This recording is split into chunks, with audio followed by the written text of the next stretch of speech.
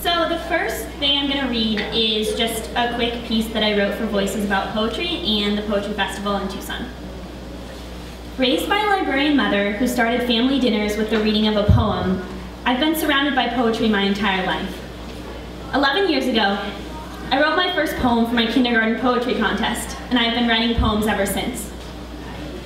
A poem expresses my desire for transience on my own terms. Certain moments cry out to be immortalized through the page. I see poems as aviaries in which we house our moments and observe their flight patterns.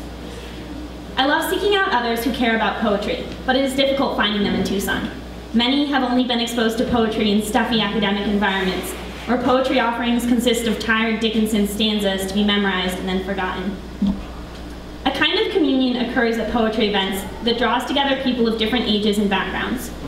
Poetry festivals are about the sharing of poetry itself, rather than the way it is shared, or by whom. Communion, from the Latin word for mutual participation, is a reminder of what this festival signifies. Poetry festivals provide a chance for all Tucsonans, regardless of poetry background, to participate in poetry, to rejoice in it. Through intimate events in which audiences can sit a few feet away from guest poets, poetry festivals blur the lines dividing those who engage in poetry. When discussing the difficulty of breaking into poetry, Tucson Poetry Festival Board Director Maria Elena Wakamatsu says, "As far as I'm concerned, we're in a crisis of poetry of sorts.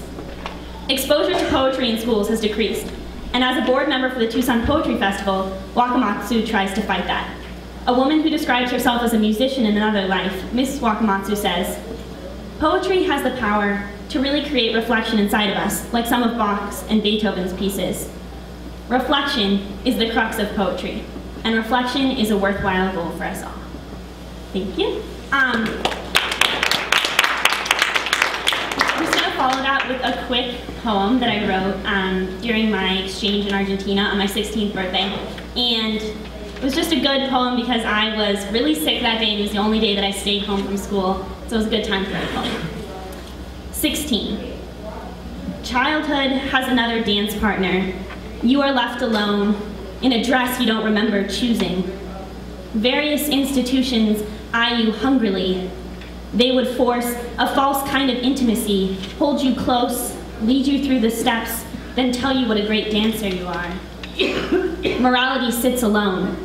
He who would whisper bitter somethings you would take like pieces of dark chocolate after dinner.